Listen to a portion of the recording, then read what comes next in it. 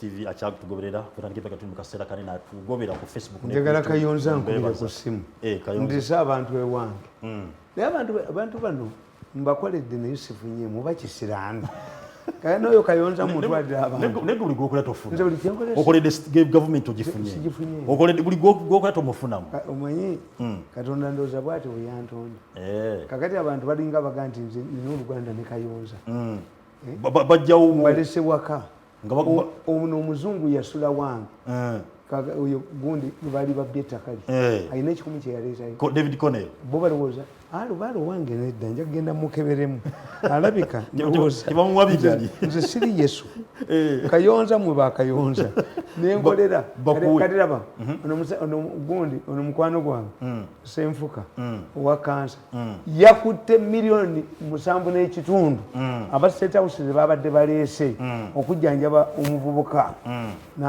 nazibaddiza bazogeddeko mawulire kati bazikubye abafere ba State House bashukamiro banakomiro bazitutte olowooza nti famire eziyina ate Senfuka yakoledde ki singa Senfuka yazisigaziza n'agenda mpola n'aziwa famire kati bano bamugambye zireete tuzizeeyo ziri mu mpale naye mwe muli kutadde bwana Kayonza abantu bano benkolera bannange mumpe ku ssente ne gundi ne Brenda nalabye TV Brenda uyu muveeko Brenda wa yetumukoneko Brenda twali mutawana Brenda ne mama mumanyi Brenda ne muveeko tugenda mukona kasukansoke malizo mulokole gobe ayagala okuba nti ononye okuba nti ozimba oyagala ba surveyor oyagala okuba nti ogula plot oyagala okuba nti oyagala bikwatagana n'okuba nti nno bya property nkwanjulira info trust property consultants ogenda kubagenda bakolera byonna ebyagala okuba nti omanya ku byettaka kugula kusurveyinga kuzimba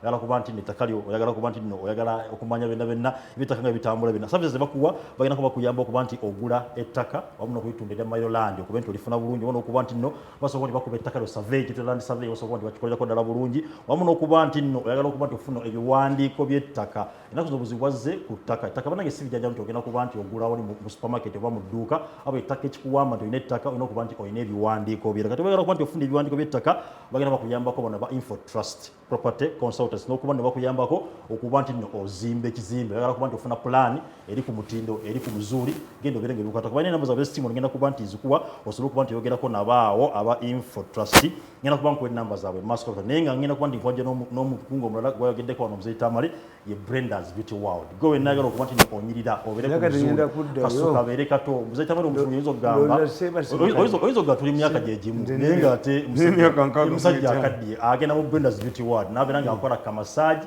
nakkakkana gwagala okuba nti nno olina olususu lukalubye lukutte lulimu enkanyanya kyebaita bagenda kwakawera kaliko kebaita anti aging obeere ng'oddawo obuto nga muzetamere wamulaba ocyanane otemagane obeere ng'oddawo bulungi kati nange nina haja kyakola ku byengoyi naawe wenyirira alhamdulillah bwekiri so Brenda's osobola kuba nti omusanga wali eri Kampala Road ku Mabezi Complex oba Enalya opposite Mogas Metro Station yawo osobola kuba nti omusanga ejjinja ku Akedete Jambula Street oba osobola omusanga e Masaka Virgin Street osobola kuba nti omusanga ku kizimbe Twin Towers oba omusange wali eri Mukono ekizimbe kya opposite National Water osobola kuba nti mufuna ku namba y'essimu eri 0779 001719 Brenda's Beauty World kuba nti akolako nawe alina omwana ayagala okuba nti ayiga emirimu gino kuba nti ajjaja abantu kuba nti isundwadde mutwale ku Brenda's abeere so kuba nti amukugula kakati ekyokubiri tuba tukyali ku nsonga y'okuba nti ekyolanya Museveni alina ekizibu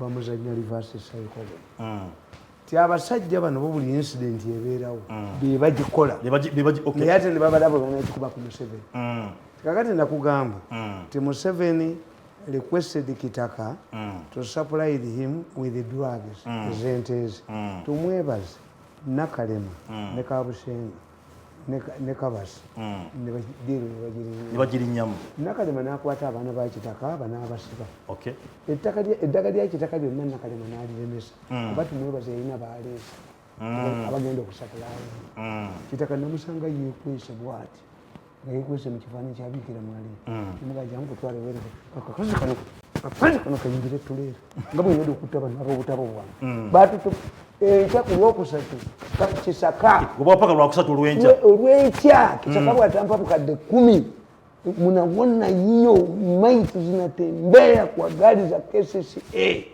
Tuwalikipa kwa sababu tabu wale wana ndugu zangu kutoka Tanzania.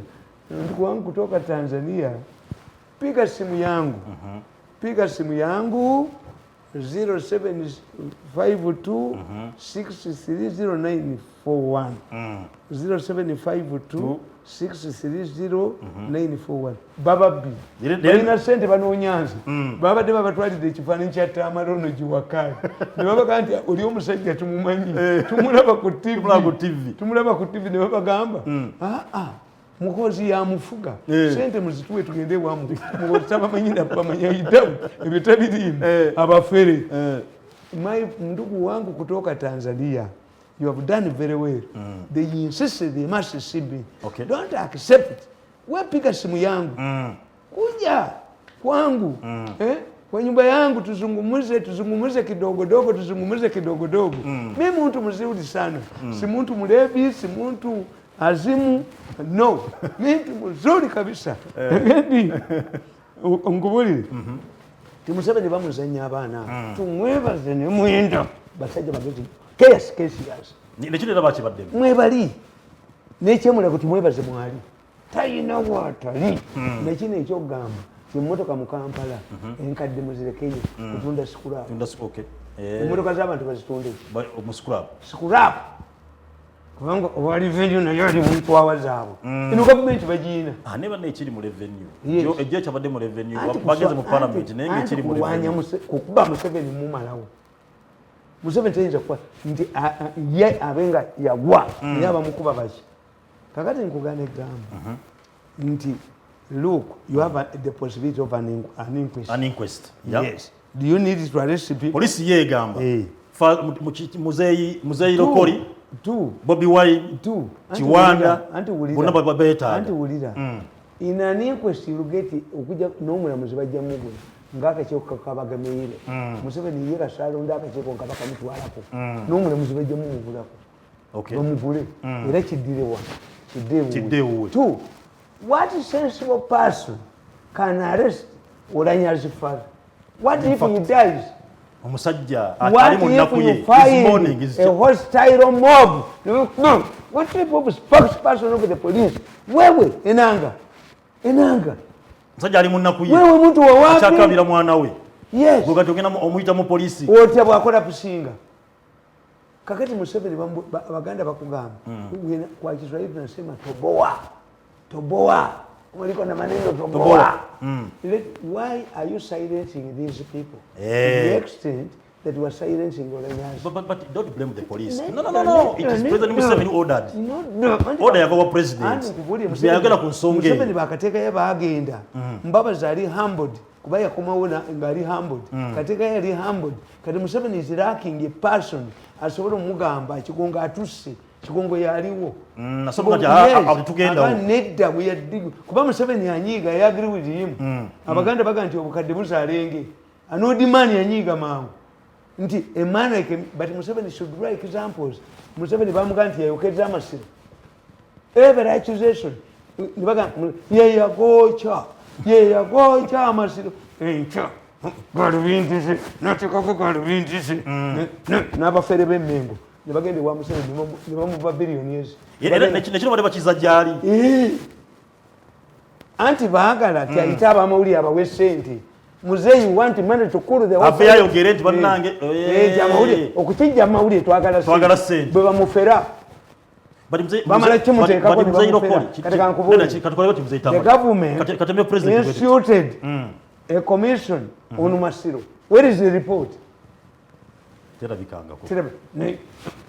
Noli ukunika olubindisi n'akangabala ate kati ali bubi nnyo bamusuubiziza bwe bajja musimbawo bwakuba Bobi Wine akangabala bwati n'akangabala amasiro bo be bageeyokera emmotoka eya faya yatuuka mu masiro ale abantu batandika okujjako essubi Katumba amala yajjayo ne pisto Seggwana came from nowhere nabaga temugajja. It was the interest of Mengo to ban Masiro. Yafunamu ssente n'akangabala n'onyaka n'agenda ebusoga n'agenda n'akangabala nga mutaka nakangabalanga mutaka bamumanyi abaganda bamanyi mutaka bwakangabala bwati kamusungusungu ndi wasaabu nalya sente kamala kamusoga. They want Basoga to be banned. Why? The Kabaka had tried several times to develop. Yali akoze endagaano ne Seero ne bamuwabira mu kkooti baganda be nga baagala kwekola perimeter wall kati okwoki amasiro tubuuza ffe mu intelligence who benefits from this. 2, Oulanya comes from the Rwabogo group. Enyumba ya gundi Oulanya ebadde yabwa president bwe babalinda do you protect them? Yes. Kakati ekyokubiri tukubuuza if Kiwanda is a credible witness how would poisoned people behave?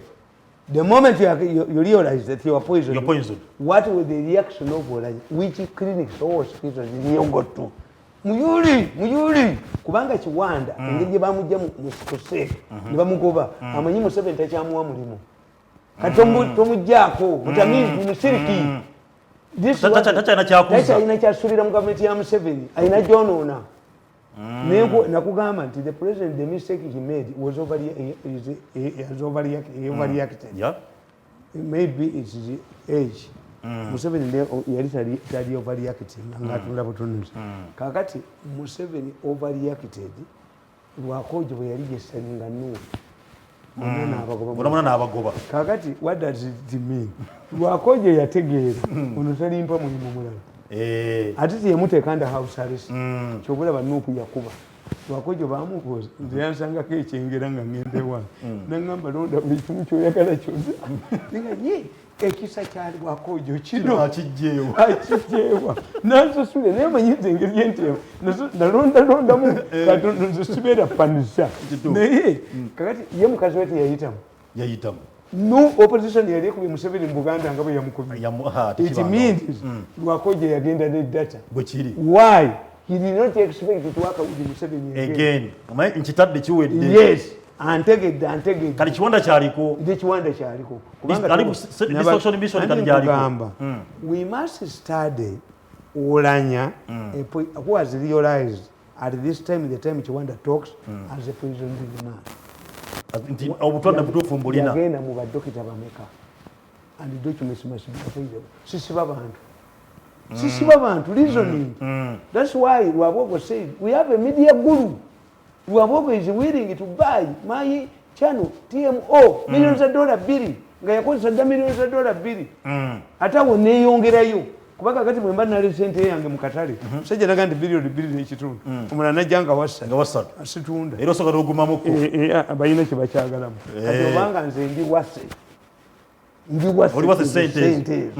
Ngate Museveni talina kyampalimu. Era bagambye we can cut gradually supply line. Museveni don't be tempted. Unless nga Museveni alina gwaziisa oba don't be tempted. Statement gyokoze. Ogamba nti Museveni talina kyakuwaata ngene price erinnya. Anti nkubulidde anti nkugamba sisobola. Nkugamba nti nyongera kukwaluwa. Ogera yes. Kubanga value yange. A madman has now reached $2 million. Nti TMO bond ate era bwe bujinga bwawe. Who created it? Si kankaka. Kankaka oluwombo lw'enkoko oluwombo lwe lukola enva. Bakuwa olwamukene. Nedda si. Is me nze nakola NBS. Gye bagambye ntwali tukoze n'abendagaano. I know what Kalisa was getting. Kalisa siri muntu. Okay. Ne mukubira ddala ne mujja kubanga president yabaganda mugende muwabi. Ne bakwata biliyoni zange 10. Kalisa ne bazibya ne mwenda n'ababa nakana akanyenye ntokene nkakubye nkaise joko mwekizozi mwenyini kasajja gwe bye joko ne bawo shuma ne bawo joze nambisi mwekizozi mwenyini mwekizozi oleka kuddamu kunya ku bantu n'okubanyalako taliddamu kuneerekako taliddamu kwe yakutuma ewange yakutuma wabi bededa ne nkwisa obujozi mwekizozi mwenyini mwekizozi through the annals mu buniero bane nkumalirawo ddala bye nkumazeewo ojja kuddamu onukobusa ojja kuddamu onukobwolo ojja kuddamu onukobwolo gye wava kakati nkubulira negamba today issue ya nti nkubulira negamba nti ekyo kyangu 2 if Kiwanda knew and others that Oulanya was almost a dead person why did they put in more a lot of efforts to make him speak kati Kiwanda bayina bwongo bwa mpunu obwongo bwa Kiwanda buba bwa mpumi bategedde nti agenda kufa lwaki balwala nnyo yali ku sayidi ye nga yali waabwe nisinde lwabwogo mwe muli Ssaabalabirizi gundi Kazimba mwali Ssaabalabirizi yafuna tractors okuva ewaati mwebaza anandiyiti kasaga waliko omusagamu w'abantu oyo naye mwali era mu bintu ebyo n'atuuka n'okulonda Nankabirwa was given 5 billion tutako kadaga Beyanako waliwo yambuuzizza ti Beyanako oba otegeeza kitegeeza nga weeyambulidde ddala teritoina kyotya noli kwazunga bwati bwazunga Nankabirwa akakazi ne kali kakamweyawulira akatayina ne kakakuba Nankabirwa amafuta g'omulaalo amafuta g'omulaalo ko gatukafeeko naye bw'okubiddwa akazi akatayina nnika kagira Nankabirwa tekakunamira ensi kamukunamira tekayina nnika kati nkubuulira Oulanya was their team member. Two, Abaganda bagamba nti otya obuntu atidde ebbuzi nti lintunuulidde embuzi entunuulidde nnemye okutuga then you were fearful. The first person who would be arrested would be Tumwebaze. Tumwebaze tweeted this man has died in the same way like Mayombo. He's not mentioned anywhere. Kubanga police ekolera Tumwebaze ne group. Yetayogeddwako. This is the Lwabwogo group. Police gyekolera to turn it to government because it's the parish that has been torn apart. The core. Yes. Tumwebaze is not mentioned anywhere. You find this influenced reporter who is a manager, a New Vision, carried out an editorial to rob Oulanya's poisoning allegations. An editorial means a government newspaper to pick an editorial. An editorial means this is when an editor is given opportunity to opinionize. Yes. An editorial at times to stress the importance is not mentioned by Enanga. By Enanga. Enanga, when were you born? Enanga, unless none of them said you many words. Naye Enanga what the yeka. Nimukazi wakolisa ejo bokola. Enanga abatava ku mulimu n'abaana bagadde kulikayo abatava ku mulimu wagise command police is a command police. When the president appointed me, I used to stand up and say, at Museveni this is Museveni does not intimidate you. When you can tell you have disagreed from here. Nabaganti the most humbling time byali ebintu bibiri. Nagenda ku WBS ne defending a government ku flood disaster. And he saw that I did not have enough information. He called me. I was watching your program. You did well. But do you think I should also go there? President yabuuza ati nti namugaa nti muzee genda obazi mune ekyo kyenakozeeko ekinasobodde. Yes. Museveni is not intimidating. Nkugamba nti emotoka bwe yalimu yamunuma engalo ze nali natemyedde kubanga president wafiira naye abamulumisa emotoka engalo yabatta. No. Nakugamba nti dokita bali bamwadde $5 million agula eddagala first aid yali azikubye mu mpale nga briefcase nkale ndi Museveni kiru yimu. No. You don't need to panic. The Inspector General of Police, the problem that these soldiers receive orders and go. In fact, you have a better relationship with Museveni if you're not a member of his staff. The moment you become a member of his staff, then you have lost some independence. That's why I cannot go back to government. If you want to lose your liberties, get married. Kubanga bufunga married, you have to ntinze mubabya ababye ne babana amasannyalaze bakitutu. Nkoleko collective responsibility. Ogenda ko defending. Kakati ekyokusatu. This government, the president would have learned from past experiences. Like what type of opposition leaders do we have? These people, unlike the NRM secretariat that is docile, these people are looking for a by-election. In fact, if their choices were smart, they would have elected Mao. Are you sure? Because the moment you elect Mao to replace Oulanya, Mao will be the only political leader, a leader of a party that is in the parliament. But family, Tamale family Oulanya is purely NRM. And yes, they are fronting their son. The disease. Baba Gamba, if you allow with this, the Moleto Mwana Oulanya, you are confirming Museveni, you are endorsing Museveni's son. But this is too already done. Which is the rate of one. Which is the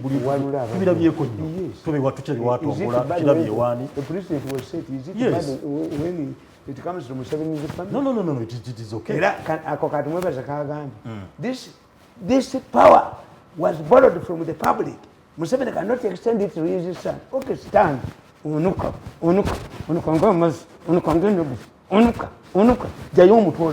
The more you make a wing of Abana Baba to your party. Boom, to go backwards. Bank way over jazz. No J. Woman, no Lumba, Woody. Abaganda to go Galila Coca said, what type of person are you who cannot appreciate? Even me who got in nursery, at least I appreciate. I traveled, I was exposed. Yeah. I come over work at Catholic game, Catanico Kuruma, or Malawa Kentega.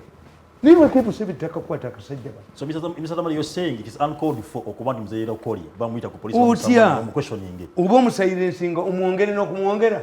Umongere Visubiumana. Bamuleke, are you getting? Let me tell you, Gondi, when the president lost his mother,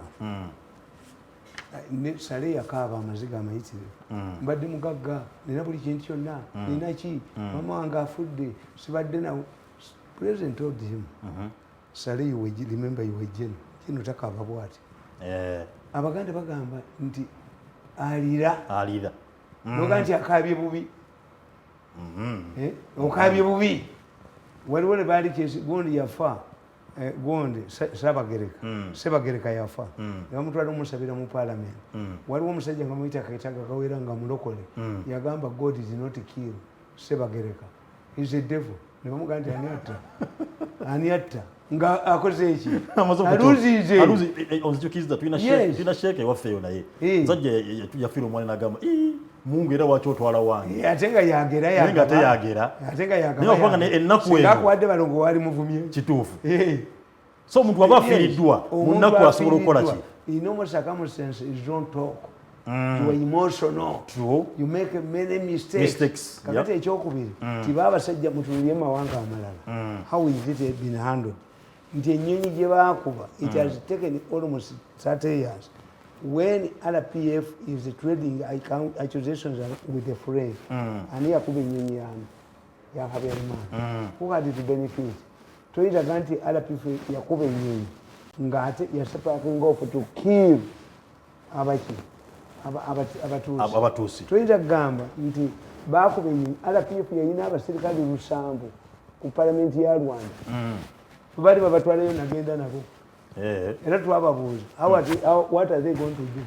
Those are elite troops, they know what it. Oba bameritingira oba uyo mukazi Ugirimana nali mumanyi Ugirimana ngakumibwa ababiri 10. Bagundi yamugamba Habyarimana nti the prime minister should go to Uganda and get this. Namugamba Habyarimana munoti yowe. Beyambisa RPF as a affidavit. Kakati notuli ya Moi yali musajja mugezi. Bafunye murders e Kenya, but Moi was a smart guy. Okay. Eyasembayo yali Ouko. Ouko bagenda ne Moi okulaba Bush n'agaana okulaba Moi. Yagaana okulaba Moi n'agaana n'okulaba Obasanjo. Namuga sikuwa third term okujjako genda okwateteera omutwale. Ate era yamuwaayo yalimu. Gaddafi n'abagamba nti as you have surrendered the Taylor to Hague, all African leaders will go to Hague. Go to Hague. Baba ali bakoze settlement. In Nigeria, okay. That Taylor was arrested when he was fleeing in Nigeria. Kati Ouko agenda name Minister of Foreign Affairs. The boss refused to meet him. Okay. Because of his democratic credentials and human rights violation.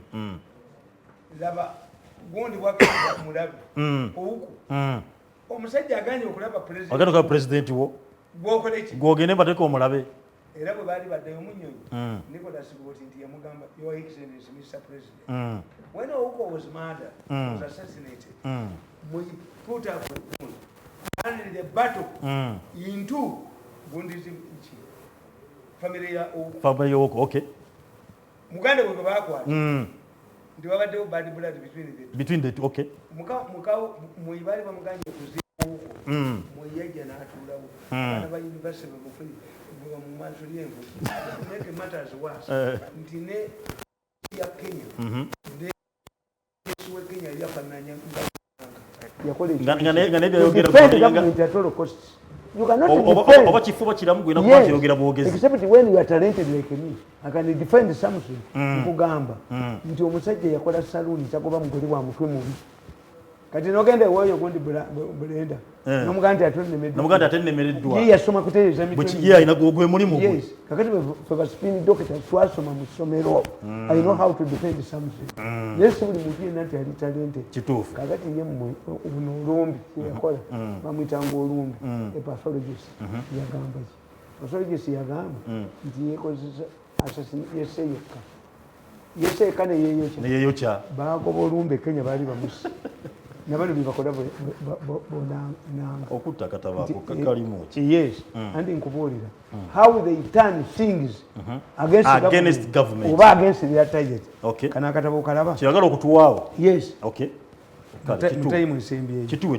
kana katabo nakatuma nantaba iron lady facts behind the troubles yes omanyize mbayambye nnyo I document akati ngaba baga ngoya agamba nti agule gundi yange chano yange $2 million all the gundi nagano zibawa kimuyita negotiation mwagala byuma byange accessing my machine sidiziba wako tapes temija zirabako nalabyo omusiri wagamba musina video that man has no video tapes he's surprised by Mohoz even Mohoz doesn't know where these machines are jagalo kubuli mu government ya Museveni taina go yali wadde byuma ebyo Natalia Sent if somebody is willing to buy my channel YouTube 2 million nga yawayo that $1 million kituufu obuja wa mu Uganda Natalia Sent tali atenga ne gwarwani taina kya muwadde me am principle this country is mine okay bozitwala uyo mwenda bateka bilioni 10 mu motoka bagigule empya nga njiraba kubyuma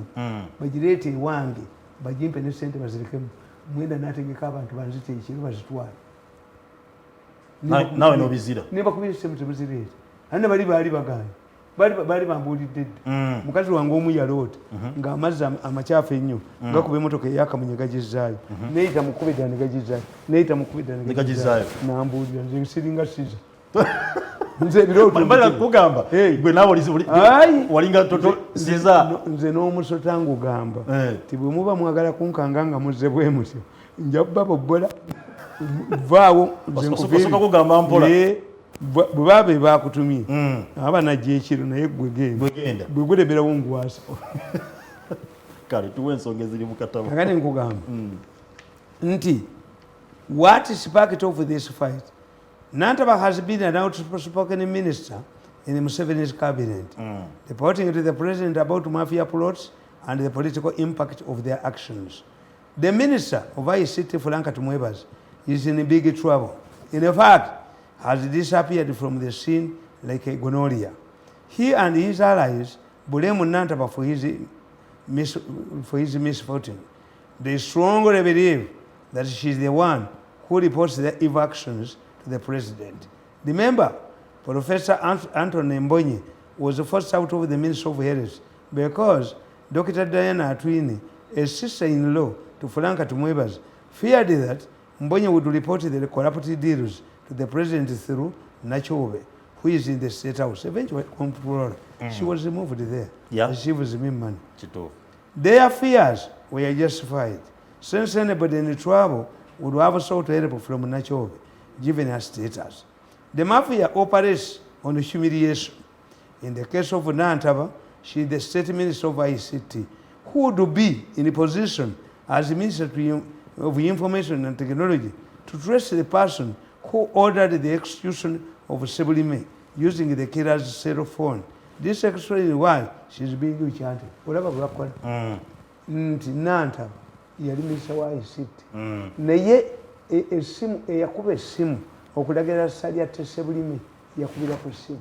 Webalinye. Naye nga talina capacity esobola kujjayo simu yo.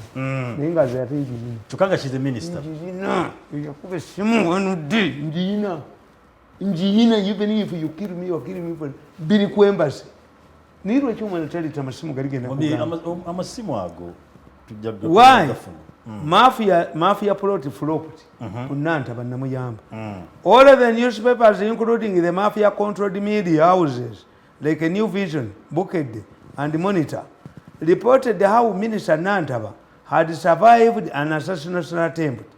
Bukedde went further and detailed the alleged assassination assassinee who had a gun, military gloves, and that his co-assistant escaped with a gun. Bukedde further reported that security organs mounted a search in the forest but failed to trace the gun. Twawonye akafuudembi bakagobamu singa kati kakuba ebyama bizuusa ku nfa y'Oulanya singa akafuudembi gwe kayiira Sebowa ziri baggwa mubikube mulabe mutemujja tutwalira budde toka siyo sinyuba ya Sebowa you come from my area Sebowa mulinako Oluganda naye bwekwata ebyekulu byo bwe tojja kulwawo bwekuyola buyoze paka bangali if you want money work if you want a job work as a profession bajja kuyola nga kamuye bweyola enkoko. When Minister Nantaba saw the alleged suspect riding and trailing her vehicle, she ordered the security guard to fire in the air, but the guard refused. Nantaba reported the matter to police, who deployed the officers to search for the alleged assassinee. However, the police did not go with those who could recognize the alleged assassinee. The question is, who would have identified the suspect if they don't go with those who knew the suspect, who had seen the suspect? The police arrested Sebulime, handcuffed him, threw him on a police patrol pickup. In such cases, the suspect would be taken to the police station in Kayunga, where Nantaba would identify the suspect. Amazingly, this was not done. The handcuffed suspect, Sebulime, was offloaded from the police patrol pickup and shot dead in broad daylight by one Sali. One of the witnesses said she heard the killer, Officer David Sali, claiming that the orders were from above. This is where the matter is. If we are to get to the bottom of this matter, we must analyze the following. We see policemen dying in their attempt to secure suspects. Yes. How can an already handcuffed man be shot? Era bali baleesa omulamuzi waabwe embwa eyawumuledda nemukuba n'adduka bamuleza emisango nemukuba ate abalamuzi mumufiiriddwa tujja balinda mukuziika kaniye byemulamuzi for life empaka yamuwola bwe gye mubamu amayinjo nemukubamu amayinjo n'adduka okujja kungalamula bituufu tukulinda mukuziika kitaawo netukulinda mukuziika jjoko netulaba empaka yonna ekitala netukiteeka ku ttaka ng'olina omusango gw'obusiru gwe wasa temuyinza kutuwona muli baawana ate munaddawa. Number one, who in Uganda has the powers to issue orders to police to terminate the life of a suspect already in police custody. I've witnessed many incidents where police fight off angry mobs, and at times the officers sustain wounds and lose their lives in the process of saving suspects. What happened then, since the suspect was not being pursued by a mob? By a mob, okay. I reason with them. This is why this man said, unless we get this media guru on our side, we must do two things. Use $2 million to buy his page, YouTube channel from YouTube. Okay. And use the Kanka. This is your meeting in Mutum. I'm going to play verbatim. ejjogulya kachichi ejjogulya kalenzi kato kakuba bujoozi bwako mbukayisi nkakuli obusuma n'obujozi n'ekyokuli ndikayisizza mwikizozi mwennyini ebbanja ly'omwenge liggwa na mwenge. You chase me from government, you lose your ministry job. Oli ofanginga kasanku tusizo okulwanyisa muhoozi. Noga kagambye. Mirundi is not our adversary. It's Museveni and muhoozi. Olwanyisa Museveni mu government gakuweddeko kati gwe gakuweddeko gwe kati bw'oba mufu embogo bakomage. Museveni is your adversary. Nga Kajiji yalwanawo akasajja kayine akasajja eryo ddogo lyennyini nawandiisa akatabo nti emindi ebika byabyo n'akabi kaazo eyo bagiyita bisinde bitawaanya emindi n'ebika byazo abasamizi balina kubba bantu eyo emindi ebeeramu bbiwa mulalu buli kyekagenda konna kano kabujje bunuse buno ne bunuka ebweru kakati how can Museveni save you from an ICC court yakuwaayo n'abawaayo kati wherever Museveni surrendered to ICC by at ICC summary of evidence they have a case to answer. Oyo tumwebaza ayina omusajja Amulani amulumiriza Amulani bamugambye omusalirako ekibonero kati ayina okutemba kati abula akameeringa Museveni. That make Museveni bw'atakwata mwana oyo kumujja Lwabogo is not a bad man. The way I've been observing Lwabogo is compared to Brutus and these two boys chaos cases. Fortunately, there were other officers on the police patrol pickup, including the murderer himself. Said, did they record the statements and what is in their statement? Sali considered recently nti yamutya bwere tajja kumalira court nenga nantaba bamukomezaawo. I am asking this because no record that shows dissent among officers were on the scene over orders to kill Sebulime. Why didn't the policemen on the petrol vehicle try to disarm this man to stop Sali from murdering? The order came from a powerful person. I have both the telephone number and the audio. One day to the Mudavako Kavangalinga, Kanga, Deco, Gambuzi Numi. One day, Ajakuta Katapokan, Udunakua Yiribia. Mugento Kulava, Vaduka, Abata Chasola Goba Bata. Ngabizimbe babyegan iyo muzimbo yako hakuna sio yangu ona baduka bajoze nsaba jini yedde ku mutone bajinyalako nga bali kumpiga bizimbe babyegan ona baba tochasobola gobambata nakugamba I'm asking this because no record that shows dissent. Murder is a serious offense, but more serious if committed on a police patrol pickup. Normally, the public could be asking the killer to reveal who issued orders to kill, since the suspect was still alive. Basobola okulaba Oulanya nga mulamu. Kituufu. Yabagambirawo. Lwaki teyayogera ku nti bannange? Yes. Bampa obutwa. Omuntu gwe badde obutwa. Era gundi ne gundi. Omanyi nti agenda kufa. Omunoonyeza mutya ogwa sipiika. Naye Kiwanda do you consider yourself Kiwanda would resign from SEC? I doubt Kiwanda siwa university. Kiwanda tiyasoma university. Yasoma ki? There was our LF. Omanyi university helps you to interact with the intellectuals. Abantu abatagenda ku university balina problem. Nti tebafuna ku interacting n'abagezi. Yes, I sympathize with people like Kiwanda. Nkugamba. This would obviously flop. Nkugamba. Who issued orders to kill since the suspect was still alive? Interestingly, they are trying to implicate Minister Nantaba. Okay. This would obviously flop, and it did. It flopped. Bwekiri. Nakugamba. Why? Nantaba did not accompany the team of officers that were deployed to hunt for suspects as it would be. Nantaba teyagenderako. Naye nga yamanyi ki? Yamanyi abadde bamukola ki? Yes. Nenkugamba. She only waited, itching to see her tormentor and perhaps to know who was behind the plot. Nantaba wouldn't have allowed to kill. Her intention was to know who did it. Yes. Kati balina okumutta aleme kumanya. Era mbagamba nti Museveni must protect Oulanya's father. n'omulambo gwennyini bayinza okubbawo anti omulambo bwomba mulina dispute tioba yafa butwa oba teyafa butwa obutwa mu myezi 6 bukomawo muviriza omuntu you are exhumed after 6 months. Yes, Arafat bamujjayo was buried and exhumed after 6 months and it was found titabani ye bajijjawo ne bamutera wenda yalimu obutwa. Okay. So the body Oulanya's wound is still needed. Yes, they must deploy abasekale babeerewo. Oulanya's wound key uyu muganda binani that is being incited. Why?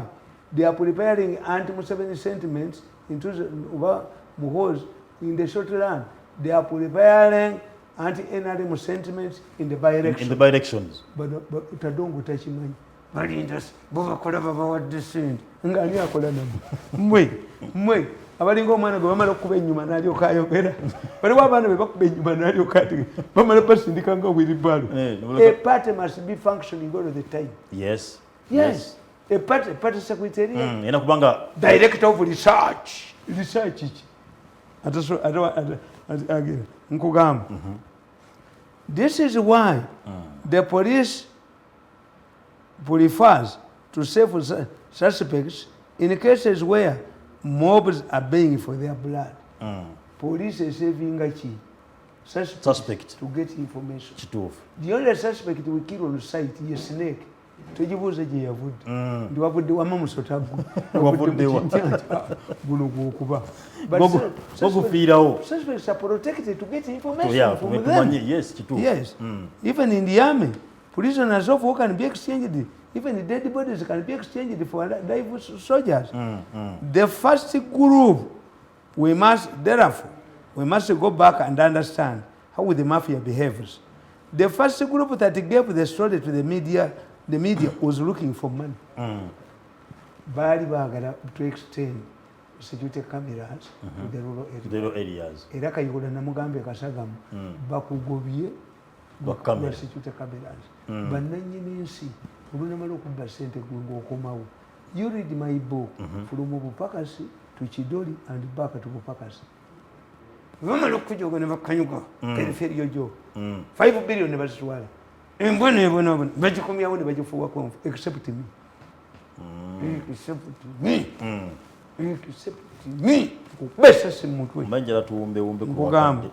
They reported the incident accurately. They report tweets. The incident accurately to make a government provide more funds for security cameras in the rural areas. That was their first strategy. Okay. Bali cameras zisasane. Remember that at one time MPs demanded armored cars and sharpshooters as extra protection from assassins. Therefore, an assassination attempt on Nunantaba's life would be used by the mafia to reactivate the project for armored cars. In fact, MPs wanted to be given money to buy the cars themselves, not the army. Yes. Yes. Yes.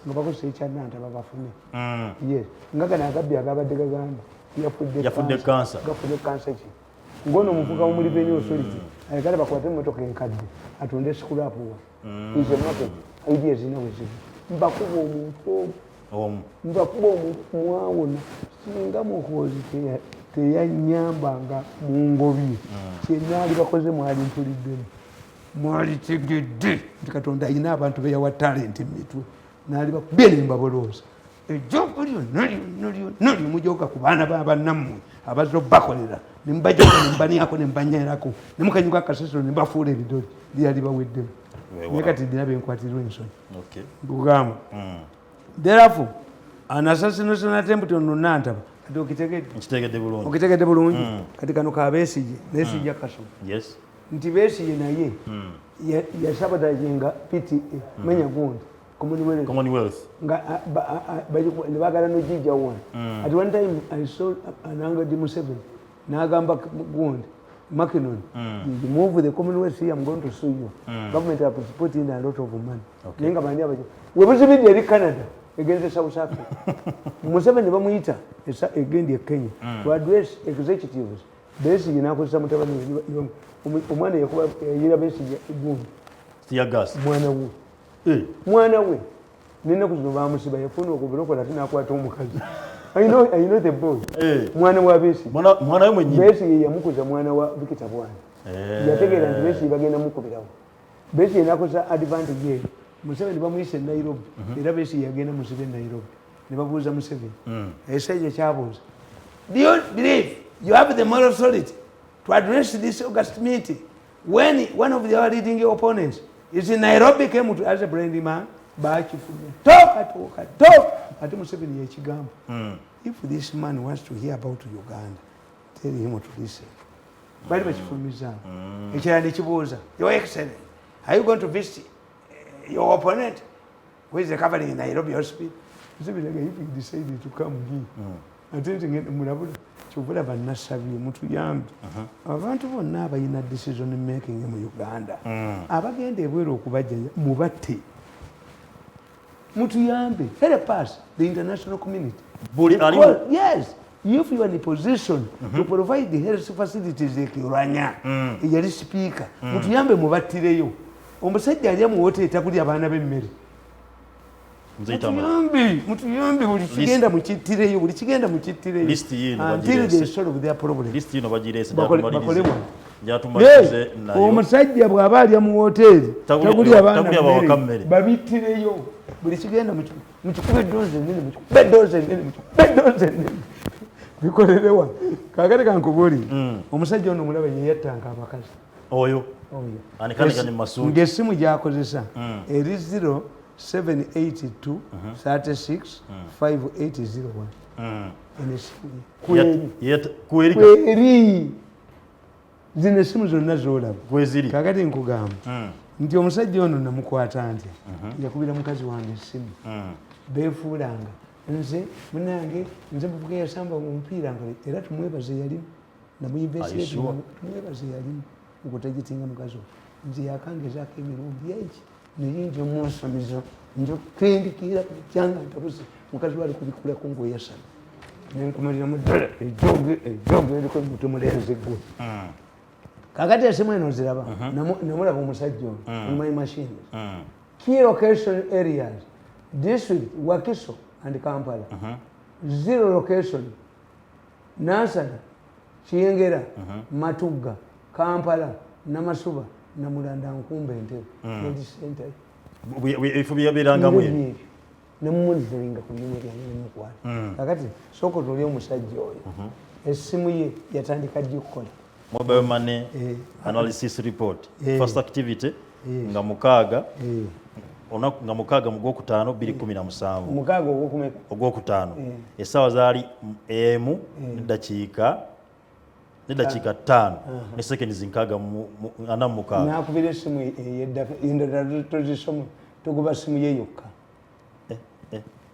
omulaba olaba omusajja ono nti buli kintu nga kigete akikolera mu dakiika 5 yadde digitalize machine buli kintu yali akikolera mu dakiika 5 kakati nga sente oziraba bwaziweereza they had a circle in one of the European banks eriko millions za $7 nazuula abasajja abokyamanda Entebbe nga balina ku akawunti millions 7 nga sibo ekibamanda abokyamanda baba bakwatanga baba bakolangako ebyensonyi byonna ne babirecording tebabatta ninge bifaananyi babiweereza waliwo abasasula yes to dump them at Entebbe is to implicate abasirikale ba Museveni. To target women was to tell the women voters who vote Museveni are not protected. I destroyed the network. I've destroyed the organic network. Do you see accidents? At one time, 18 women were dying during the delivery in a day. Is it there? No. I think it will negotiate.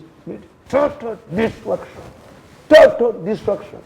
Kakati omusajja gwe mwali musajja agamba bwe twamugoba mu State House twaga nti tumumaze. But when we review, yes, I allowed you to celebrate deceptive victories. It's my head that matters. Katusiiwe. Yes.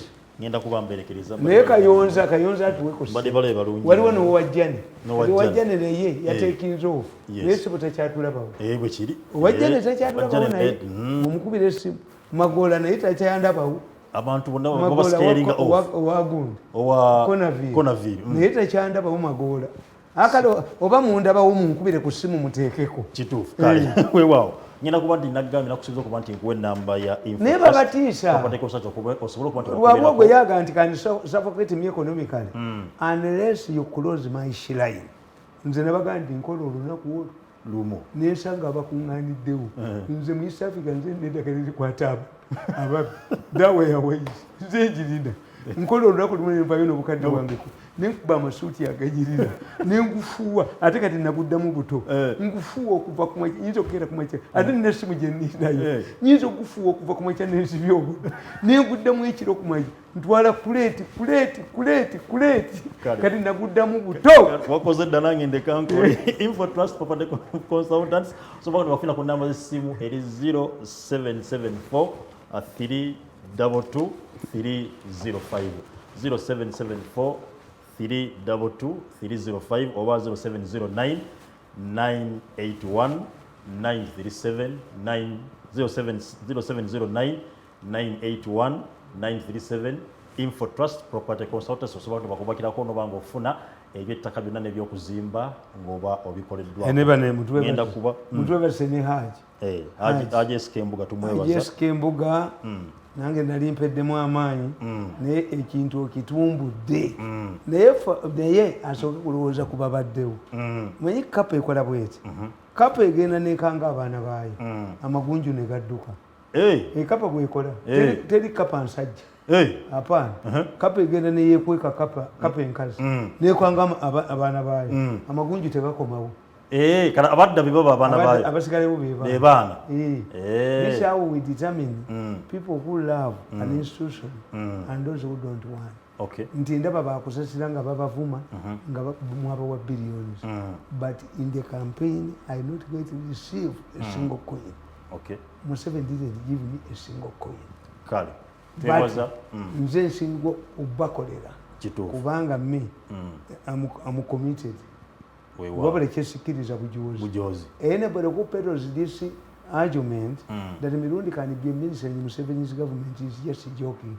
Maybe we have children but we have bawona mutani wange ali mu parliament tulina muwala bawala baffe omuwa agirikali kyomulala accountant omulala bawe mu family not be kale when you get married you lose your liberty. Sunday program yebuga saa kuba 8 paka 10 ko sports ne mwana majori nabunyime ne saika sin second of Quest TV bani bakote biba mu CNizani. Assalamu alaikum warahmatullahi wabarakatuh.